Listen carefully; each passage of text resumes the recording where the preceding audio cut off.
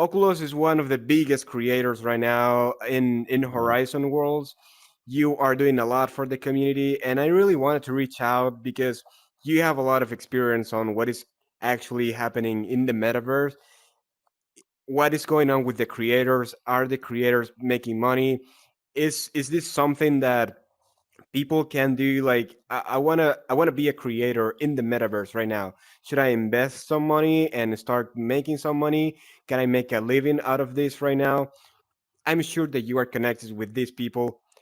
YouTubers are making money, TikTokers are making money, For sure. and now we have this platform that is supported also for one of the biggest tech companies in the world.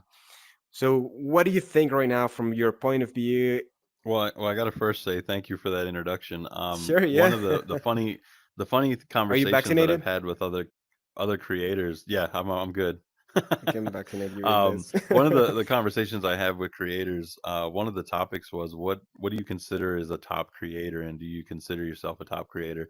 And Right. when I first got into Horizon last February, so it's been about 16 months now, I had no interest in creation or scripting.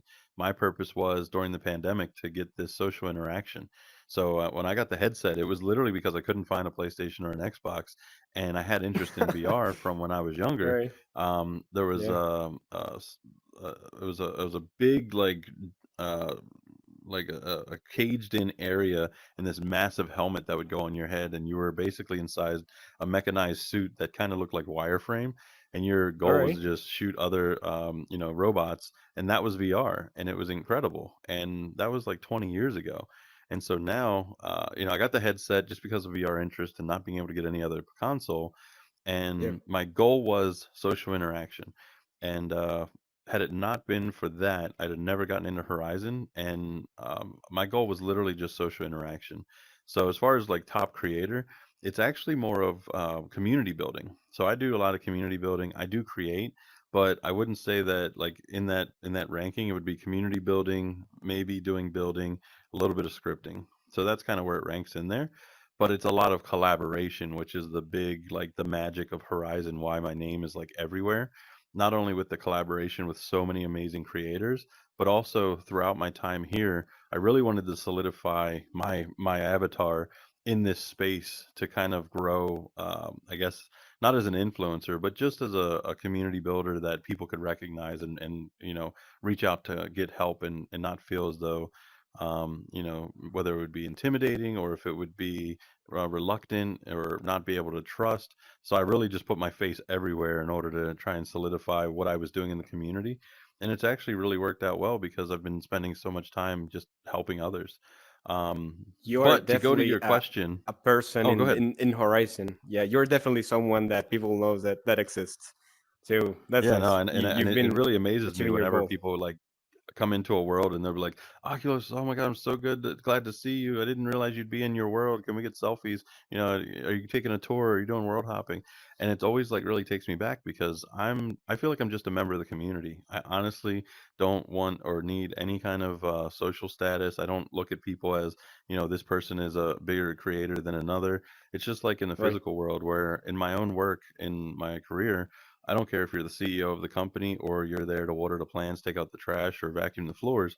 Everyone is just people. And behind Hmm. every title is a person. So it doesn't matter who it is that walks into the room. I treat everybody equally. So it's the same thing in this community. I feel like I'm just a part of the community. I'm here to help. I'm just one, cog in that machine. But as far as the question is, this tech company, Meta, building this metaverse in the last few years, I feel like we've really seen the growth in the last 6 to 8 months that has been exponential compared to the last year and a half before that. And for people to want to make money in here, it was announced at Connect 2021 that Hmm. that was going to be possible. I mean, that was the goal of creating this metaverse for people to sustain a career in the metaverse, whether it's building or a marketplace or offering like art pieces on the street. So I think that we're so early, so there's plenty of opportunity and plenty of time as we're opening up to the rest of the world. But I think there's great opportunity in here to just invest in a headset, get in here and start honing your skills and find out what your passions are, and then once this marketplace or economy opens up, you can really just find any kind of direction you want to go with it, kind of in like in the physical world, and you can make money and sustain a career in here. Yeah, I see creators in for example in TikTok doing the silliest stuff ever and Oh yeah. living out of that. Also YouTubers just talking about their life. Like why couldn't you monetize your skills? And this is skills of building, creating communities, putting together your own knowledge for your room. Hmm. Maybe you know about basketball, so you create a whole world about just basketball. Something like that would be really nice, that you can talk to other people, and it's there's opportunity to everyone here. You know, that's funny when you talk about how you started in VR, how you started with all this. I actually started uh even in VR because I so two things. One of them was because of Digimon. When I was a kid, Hmm. I liked Digimon, and this notion that some kids could jump into a digital world and Right. do like crazy adventures with their friends, I thought like that was neat. Yeah.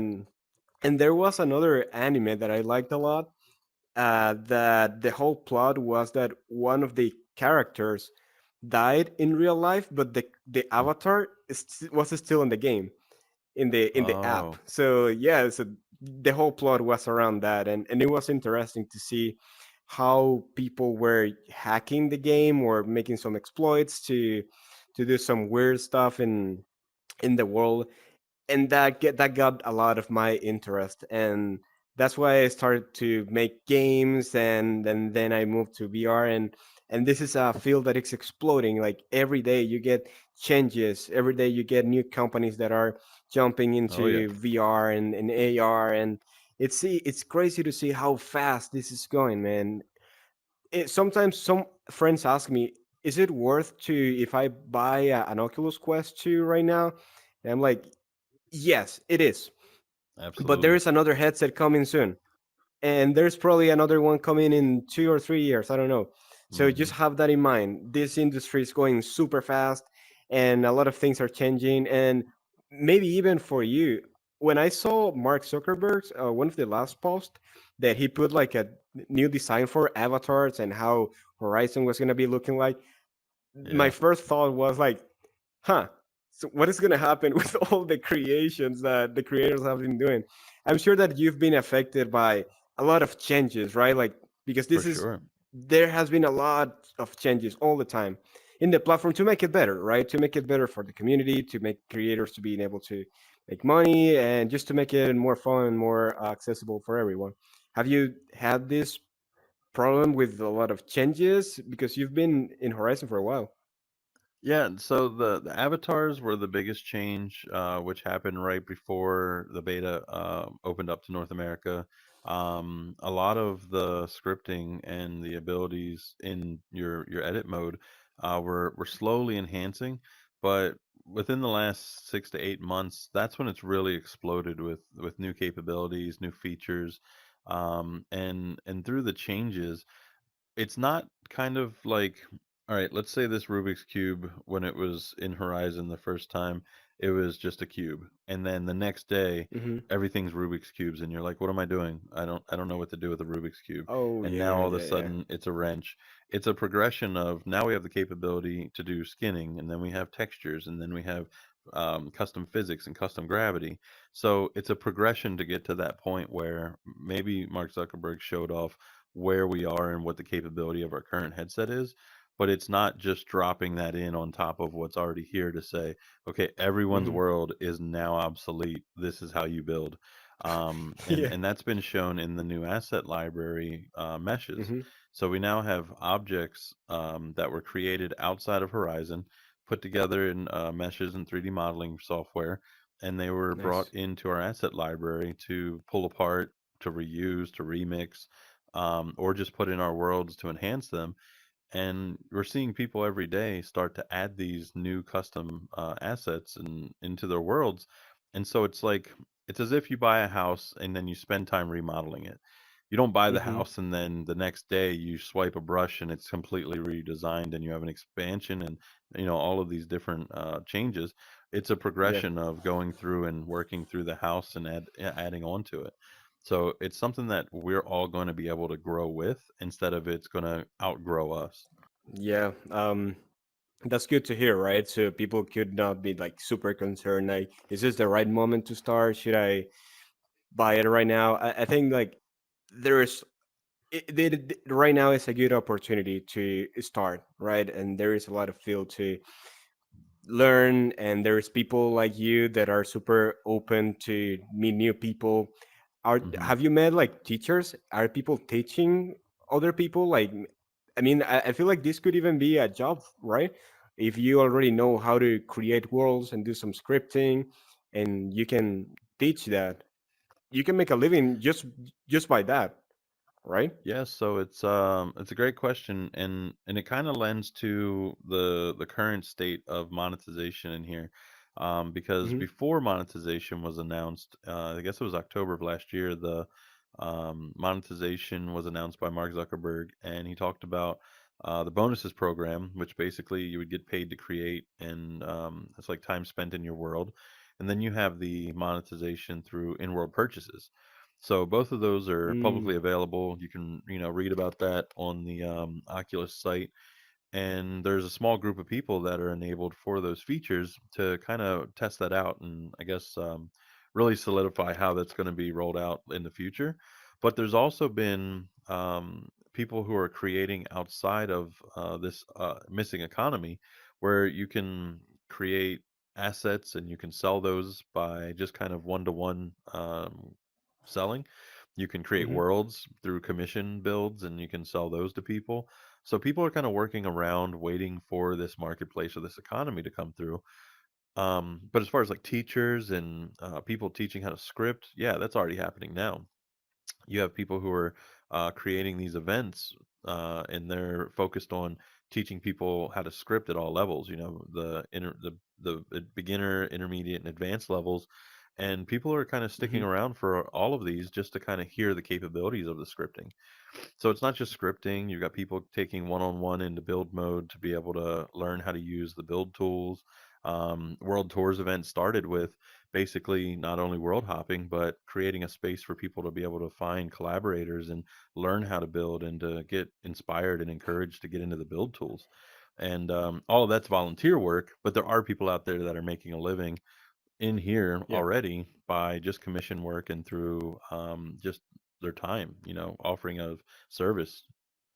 Just by your expertise, I'm sure that it doesn't have to be only by their venues that you are creating, but just by the Hmm. expertise you have in Horizon, like you, people already know that Oculus is someone. It's a go-to, right? You know your stuff, you know the people, you know the places. Oh So yeah. I don't see a crazy idea that like a big brand reach out to you to, hey, I want to learn how do I jump into this, so you could act like a consultant. Maybe it already happened. I don't know. Yeah, I mean, I can't mention names, but I do have private tours that I'll take people on and get them comfortable Hmm. with the capabilities of Horizon. So that's been something that has grown from these volunteer world Right. tours that I've been doing for Horizon for, I guess, since last April. So it's like 16 months now. So the time that I've spent doing this as a community event that will always be free. People have taken interest in it for their brands to say, can you take our team of creative designers and directors and show what the capabilities are so that way we can better understand how we can come into the metaverse. And so Yeah. that's one great opportunity of having this established event where people are recognizing there's value in getting people firsthand into the headset, into Horizon Worlds, and then from there they can kind of understand what it is that they want in order to bring their brand and have a presence here in Horizon. This is gonna be a bit of a weird question, but every time I talk with my friends about Horizon and the metaverse, these questions came up from them. Hmm. So they want to know if like all of the internet is like this. Like you have this adult sites, you have this like OnlyFans, and that is actually content creation. Have Hmm. you seen something like that happening? I know like Horizon is super family friendly. It's not meant for that, but still, the social interactions, as we were talking before, those are Hmm. real, and those could not be prohibited because it's just people talking. I wonder if that could also be a way right now to make money from creators. The way like just companionship, something like that. That's a good question because there's a market for everything, right? Yeah, I yeah, guess like rule 42 of the internet is if it exists yeah, out there in the world, there's some kind of, related content for it in the adult industry. So when you think about in this space, while it is heavily yeah, regulated as far as conduct in VR and content in VR, there is a yeah. mature worlds policy now, which has come about during the last couple of months where now Oh, your nice. world is either rated for everyone, which means if I look at a world, I know what to expect. It's going to be something that's friendly for all ages. But then there's kind Hmm. of this fine line of the mature worlds policy where instead of it being sexually graphic, it can be sexually suggestive. There's kind of like a fine line in there where as long as it's the content doesn't go over that line of being explicit, then it doesn't fall into that prohibited content. So I don't know if it'll get to a point where you can create a world that people would use to kind of move into the adult industry. I think it's more of these interactions where people would just feel more comfortable being private and Yeah, expressing kind of their own, I guess, connection yeah. The to put it to. desires and yeah, Yeah, yeah, right, yeah. right, right. Of course, yeah. So I think that's might be Desires the and these limitation. nasty conversations because every time I jump into Horizon, most of the people in there are adults. You don't see too many kids, and it is something normal that adults want to have fun the way Hmm. adults have fun. So Right, some people are should probably gonna be looking for these venues in Horizon, like where can I have this type of fun, right. and maybe even pay for that. So that's why I was wondering if have you seen something like that, like some people saying, you know, you can pay for my time and I could be like your escort, you know, kind of Right. escorting service. I know you've been doing No, the I haven't. tourist for the tourism for free, but I you can haven't get seen paid. You know, it's anyone. something kind of similar. Yeah, I haven't seen anyone offering like their. So I haven't seen anybody offering like their like time and providing services like that. But there have been people who have created worlds that are either not visible to the public, and they would go Hmm. there just as a private world for them and their friends, or for people to kind of be private. And there's, I guess, things that they created in that world that were sexually suggestive for kind of like I guess role play or something, but nothing that's like advertised as a money making way of All filling right. that need. I don't think that we'll get to that anytime soon because Facebook really does have a lot of regulation over the Yeah. content on its platforms. So when you're looking at Facebook and Instagram, you can easily get basically a ban or a warning or some kind of a content violation very easily from things that may be just misconstrued. And I think Horizon, they're not trying to get into that space anytime soon, so they're really strict on the content that's created, and the interactions has to be within the code of conduct. Yeah. That's true. That's true. And it's a huge Yeah. market, and they should at It least is. Yeah. embrace it in one way or I, another, but I don't that's think true. that that's their interest. It's just from a developer point of view, it is very easy to detect that you are putting some explicit content in the text of the description of the menu, Hmm. but the social interactions, you know, you can have a plain white room, but it's two people, and whatever they are talking about is just up to them. So Hmm. it's interesting to see how things are gonna develop, right? Because this is just the early stages of Horizon and how people are interacting. And these platforms, same happened with Facebook, even TikTok or Instagram. This platform grew from how the users were using the platform, right? And Right. what the people were doing. So it's interesting to see what is gonna happen in there. Also, going back to the conversation we were having about social real connections people are having in here, how do you tell people not to talk about a certain way if you, let's say you met someone that you like, and this girl for example tells you, all right, let's go to a more private kind of environment. I know you can go to your own house in Horizon, and let's talk about something different. So maybe something like that would happen, I guess. Um, so the interactions in here are a little different than it is in the physical world because if let's say Well, you don't have we're in legs a world and there's starting from there. maybe 20 people, right? So Yeah. those 20 people are there, and then I find something that I'm interested in that world. And you come over and you're like, "Oh, what are you messing with over here? Oh, it's a Rubik's cube or it's a toy gun." And then, there's a conversation to be had, and then more people come over, and it gets to a point where maybe two people are having a connection. Usually it's a very laid back kind of a conversation where you say, "Oh, I'm going to go ahead and add you as a friend." So they'll click on your name tag, add you as a friend, or Hmm. now a follower with the recent update. And then they would kind of world hop together, or they'd be like, "Hey, do you want to go check out this one world I'm getting ready to go to?" And so it's a little bit different than like in the physical world where you'd have to kind of figure out a way to spark up a conversation or find a way Right. to kind of force that first meeting, and then from there figure out how do you understand what their Yeah. interests are and where does that connection actually go, or are you wasting your time? And like with the dating apps, I mean, I've never had to use a dating app, thankfully. I've been with my now wife for the last 11 years, and we've been married for a year, Oh, nice. Congrats. and we actually met by accident. I was just at a friend's house and she come walking into the room, and it was like from that moment on there was just that connection. And that was kind of Right. like a anomaly when it comes to dating out here in the physical world. But in Yeah. VR, like the we met in VR movie that was released for VR chat. I'm waiting for something similar to happen in Horizon because there are people making real lasting friendships and relationships, and people are like kind of world hopping as date nights in here. Hmm.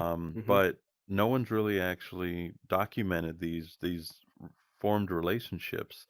And in the Soapstone, that comedy club Zuckerberg Hmm. mentioned on the Joe Rogan Experience, that they actually have a pillow that's noted of someone who got married in the Soapstone, but not legally married, but a ceremony that took place.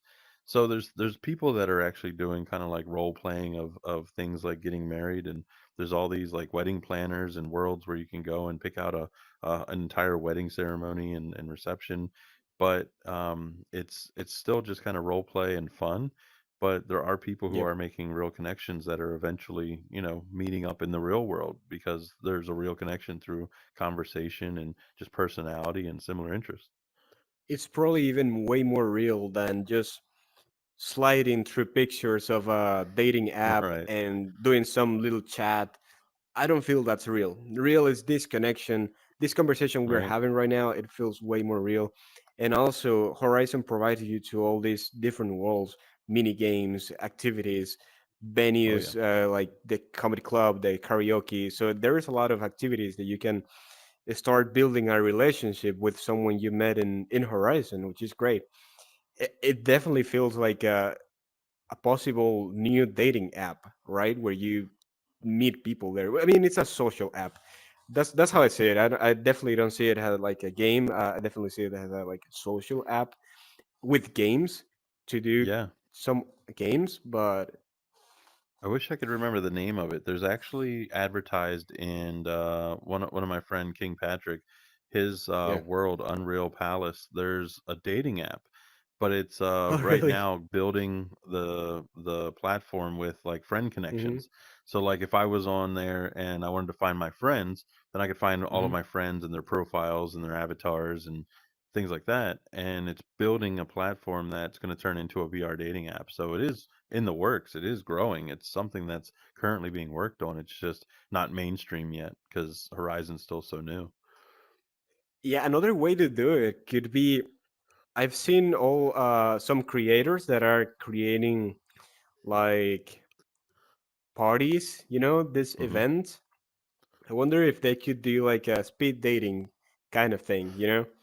That There's would be something nice because similar. it's people, yeah, right? Because it's people trying to connect with more people. And so you can just, and if you go, I don't know, have you ever been to a speed dating place? But it's around the same amount of people. It's like Hmm.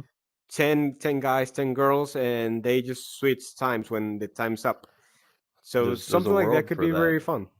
There's a Yeah, world it's for actually that. called yeah, it's actually called speed friending. A friend of mine, Oh.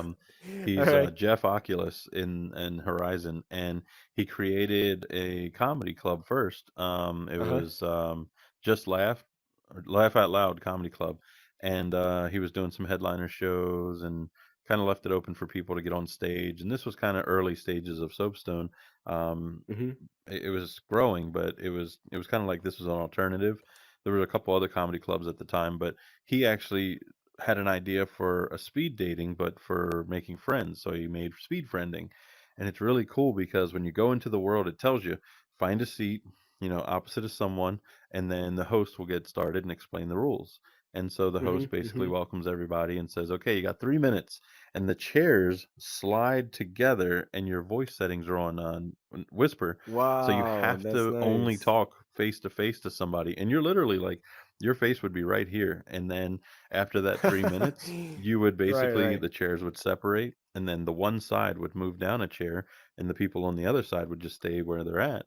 And Yeah, I figured, I'm social. I'm in here all the time making friends. I don't need speed friending, but I wanted to check it yeah. out because I was interested. And when I did, I couldn't believe how awesome it was because that 3 minutes, you're like, so tell me about it. How long have you been in Horizon? What are you interested in? Have you been to any cool worlds? And because I've been in here for so long, I forget sometimes that when you have 3 minutes to really introduce yourself and tell somebody about Mm-hmm. you don't spend it talking about, well, I've been in here since February and I've been community building and I've been collaborating and I don't script, I don't build. I wanted to find some social Right. interaction during the pandemic. Like you have 3 minutes. So it's like you turn off your Horizon persona and it's now, yeah, I was born in Baltimore City and I live on the East Coast. And, I really wanted to find some social interaction and, I enjoy, cars so it's like, you're talking about yourself in this 3 minutes and then time's up. Somebody else moves in and then it's a new connection and you're like, oh, well, tell me about yourself. And like you can tell who's the introvert, who's the extrovert, who is the more passive one, who's the one that really wants to get the most out of this conversation. And at the end of Mm-hmm. this half an hour, you've met 10 people and you're now ready to go world hopping. And it's like you've made so many quick connections you didn't even think Yes. that could possibly happen. And it was so fun. But it was unlike anything else that I've had, like meeting somebody, getting to know them. Hey, join me in a world. And then maybe I don't see him for a couple of weeks. This was like, I learned a lot about a lot of people, and now we're like really close already. And let's go world hopping. I like how Horizon is growing outside of Horizon, like in all Yeah. this network in Instagram with all these avatar accounts, and they are all connecting over there, and they are all friending each other, and even the Facebook group for the Soapstone, where the people talk maybe about what they're gonna do after. That is a good question I have for you. So you were talking about there were other comedy clubs, but this Soapstone grew, and I think it's one of the most popular places right now in Horizon. What do you think it Yeah. make the difference? So the Soapstone started out small comedy club, brick and mortar, represented in VR. And the owner of the Soapstone, before it was the Soapstone, was trying to build a community, and it was really Mm, important because people build worlds all the time. At February, I think they said there was over 10,000 worlds built. But if you go into your menu, you could nice. probably find a few dozen when you have your top 100. So that means there are Yeah. thousands of worlds that are just sitting empty right now. Like most of my worlds are empty right now because they're hosted event worlds, whether it's tours or talk show. A lot of things need a host. Otherwise, it's kind of people find it, they move on, find a door and get there. But the Soapstone creator, he really wanted to build a community and a fun hangout for people. And he really encourages people to kind of get into the spotlight, find if they have a talent they want to share, get up on stage and share it with the world.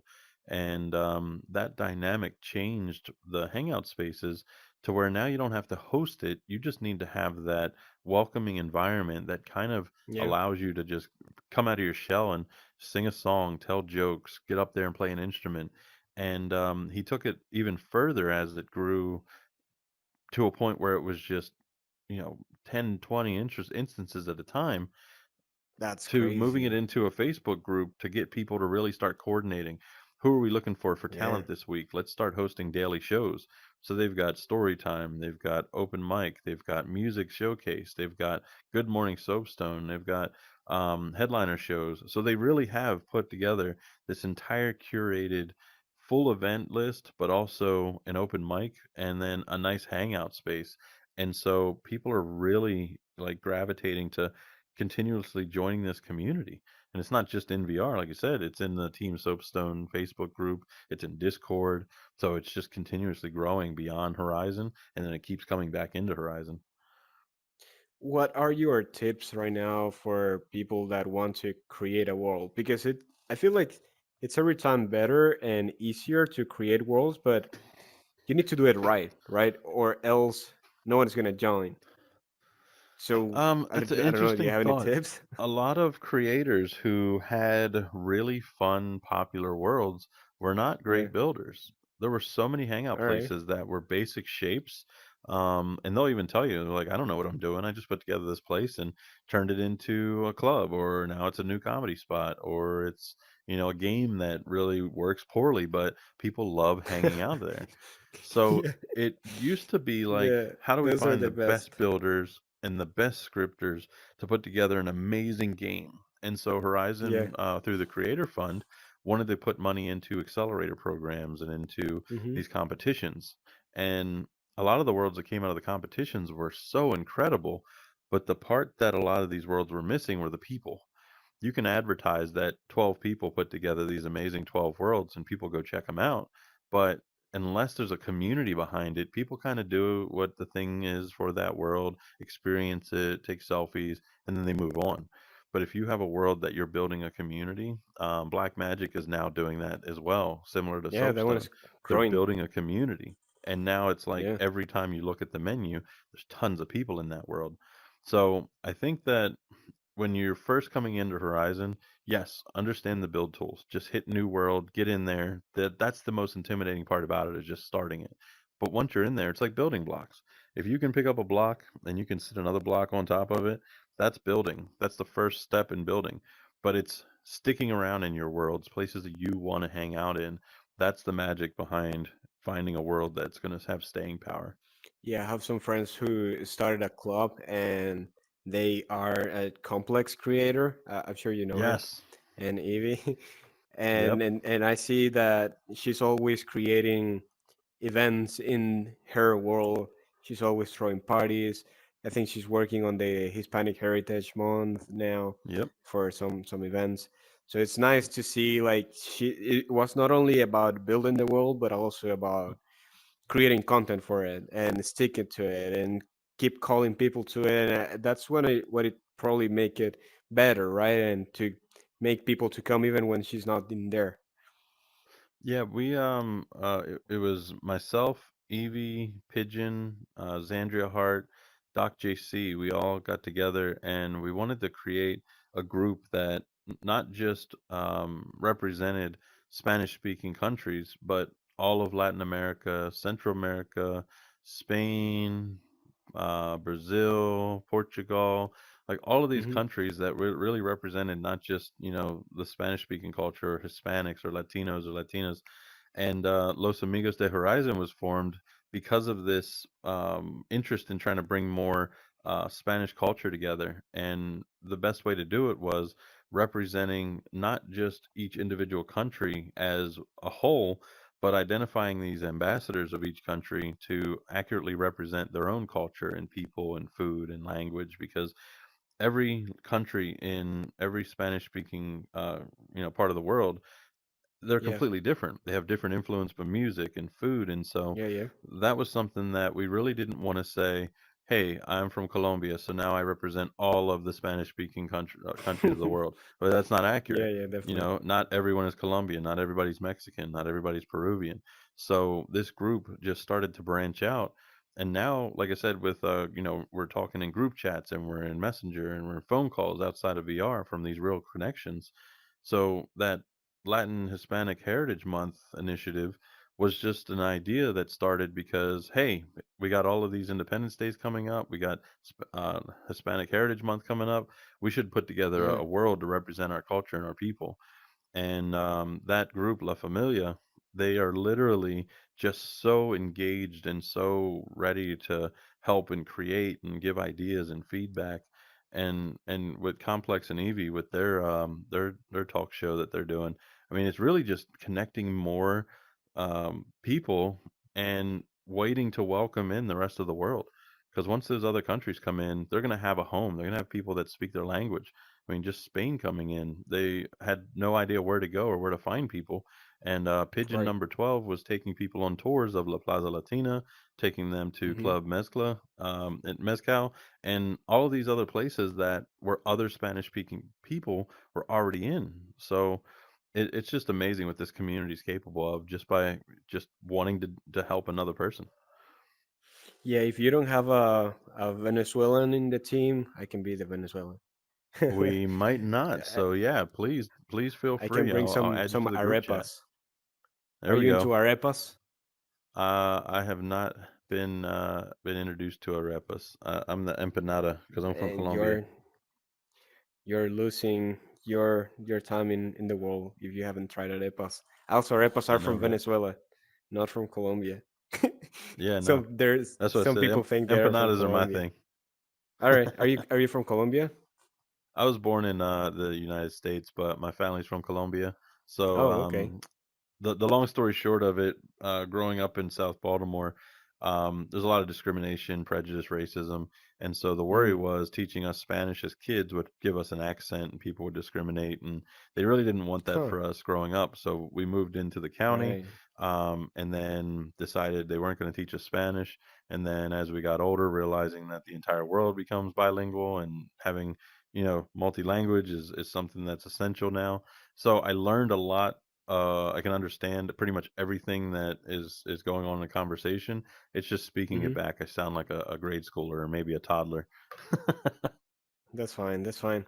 I really wanted to create this show so people we can give some kind of also voice about the things that happen in South America or even in my country in Venezuela Hmm. to the people in America, because for people in America most of these countries like nothing is happening over there, but there is actually people that are interested in jumping in and they want to also try it. I mean, there's people creative everywhere, right?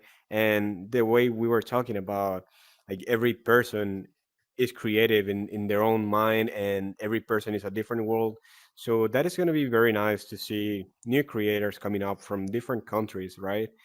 And creating different things. I think that's one of the most powerful things that Horizon is going to have is I know it's quite a challenge to bring that many countries and internet speeds, and it is a technological challenge, but once that is resolved and we can have something more global, I think that's going to be powerful to be able to connect Yeah. with someone in Japan or in Portugal, like you and me. I live in the Pacific Northwest. So I'm like very close to Alaska, and every time I Hmm. talk with someone that is in the East Coast or in Miami, and I feel I'm this close, it feels like magic.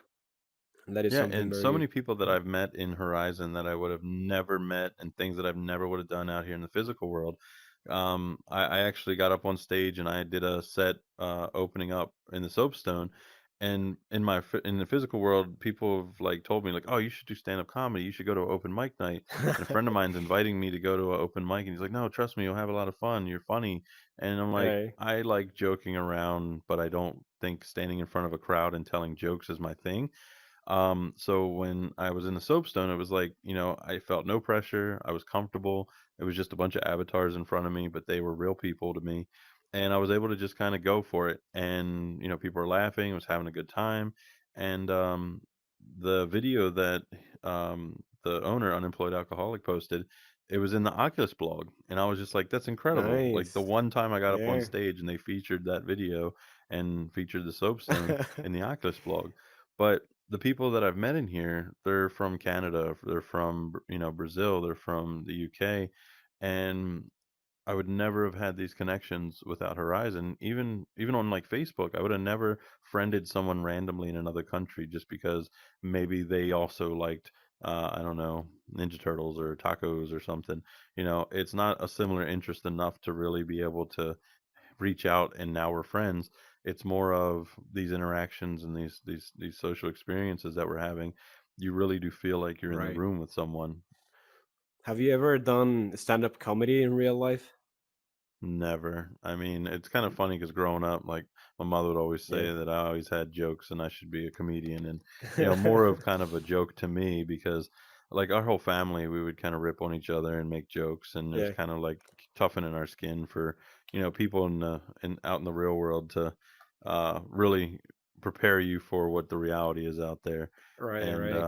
Yeah, but it's like I said, the different, right? It's a soapstone was that. different, yeah, it's a different skill set to be like witty and smart talking and be like Right. funny, quick funny, and actually being able to create a routine with some bits of comedy and put them together in a way that makes sense. Do you think like it could be a good like training preparation for comedians to go places like that to, I don't know, try their jokes before going to a live comedy set? Oh, for sure. Like right now, comedians go to these open mics. They go to these places where they actually pay to be on stage. And that's kind Huh. of the funny story with Unemployed Alcoholic, who owns Right. the Soapstone or creator of the Soapstone. He started his career in comedy, and it only cost him $20, and it's the first time on stage, and he actually lost money. And so this is already like a great start of his comedic career. And you kind of laugh, but then you think about it, like there's a lot of people out there who have to put the money and the time and the grind and that hustle in before it actually takes off. And if you were to go into Yeah. the soapstone and just crush it, It's you would have free. an opportunity already to be a headliner and then get featured Hmm. and then be invited back, and then you get recognized by Meta or all of these other brands out there that are doing comedy, and they're like, hey, now we have Yeah. opportunities like Keenan Thompson's looking for the next wild card comedian in VR. So there's so much Nice. opportunity that people just don't realize, and all it takes is just Yeah. showing up. And I think like the practice is real, the people laughing is real, the Yeah. people might follow you on Instagram, right? If you said if you like my jokes, follow me on Instagram. So all of that is gonna be real.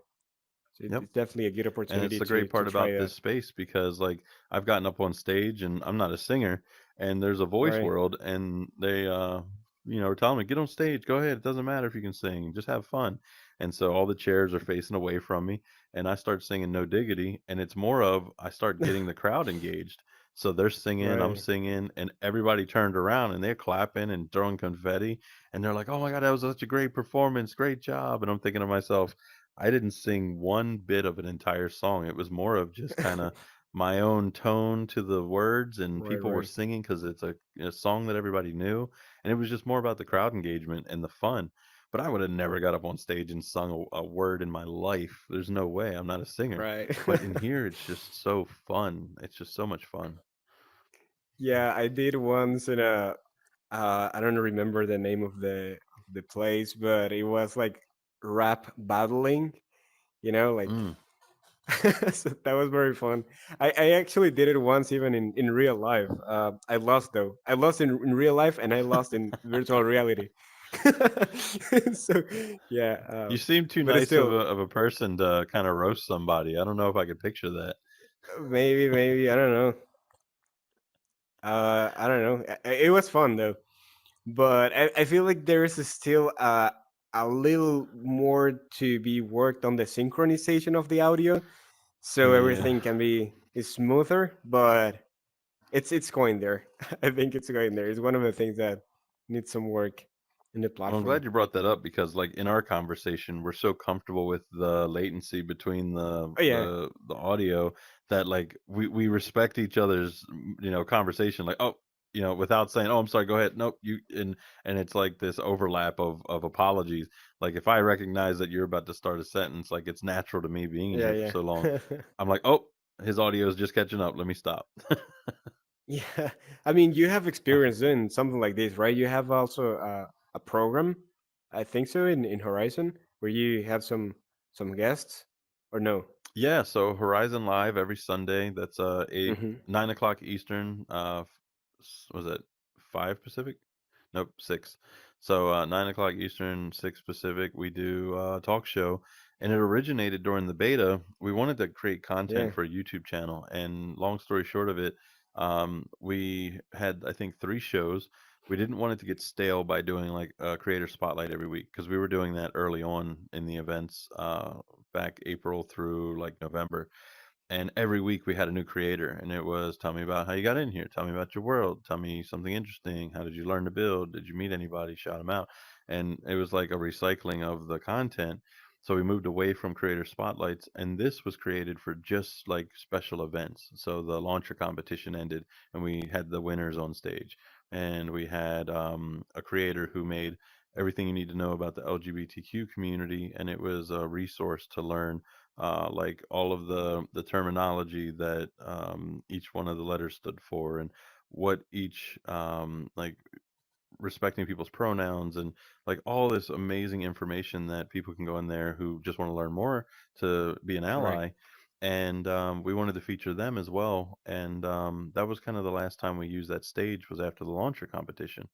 And Mm. when we opened up to North America, instead of struggling to fill a world with, 20 people, now we have people who are just interested in joining and being a part of the conversation. So we opened it up Yeah. as a live stream event. And so now we Right. fill it up, and there's like 300 to 400 people every single week who try to get into it. And No these are unique way. visitors. Yeah.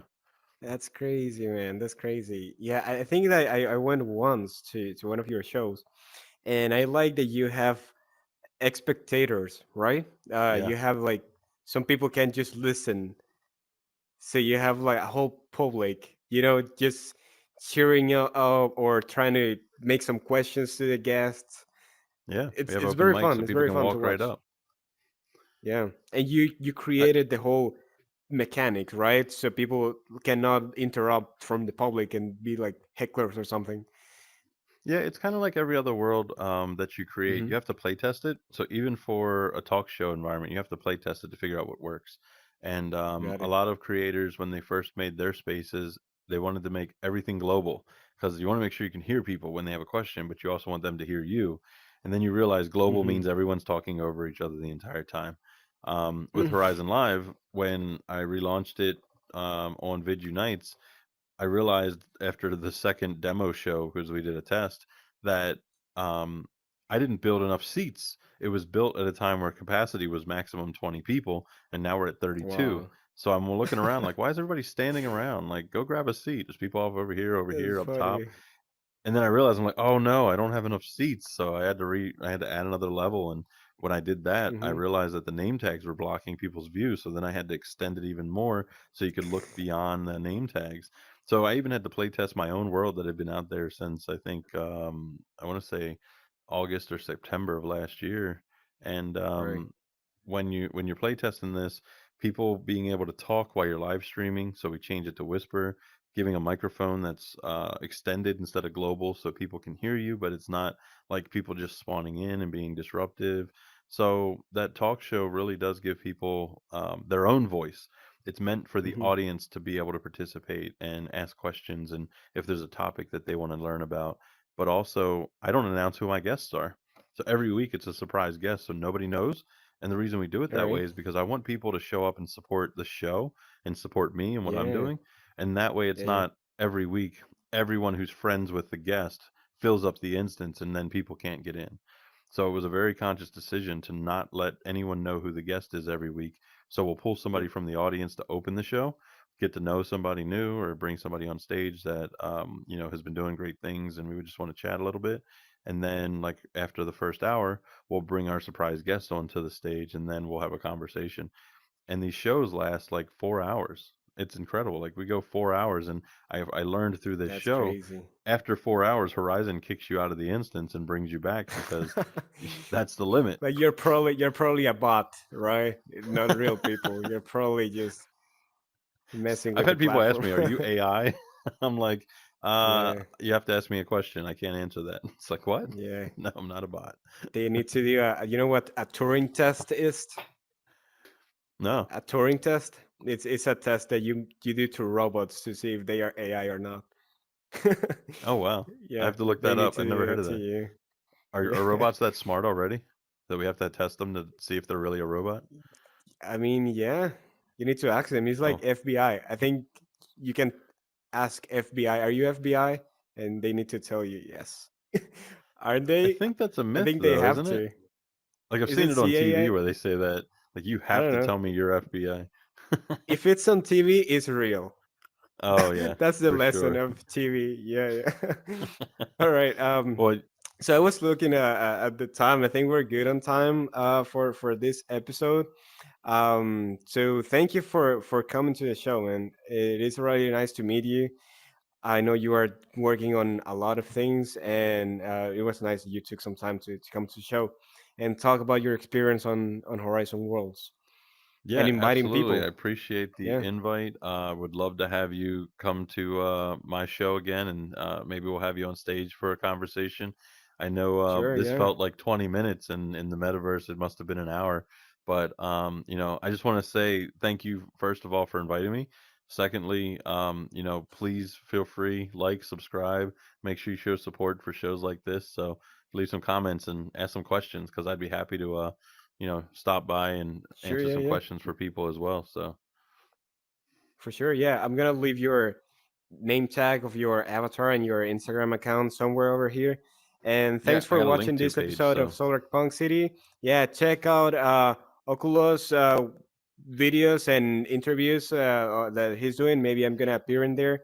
That's gonna be very fun. We don't have confetti absolutely. here, but we have I know, like no finger confetti. movements.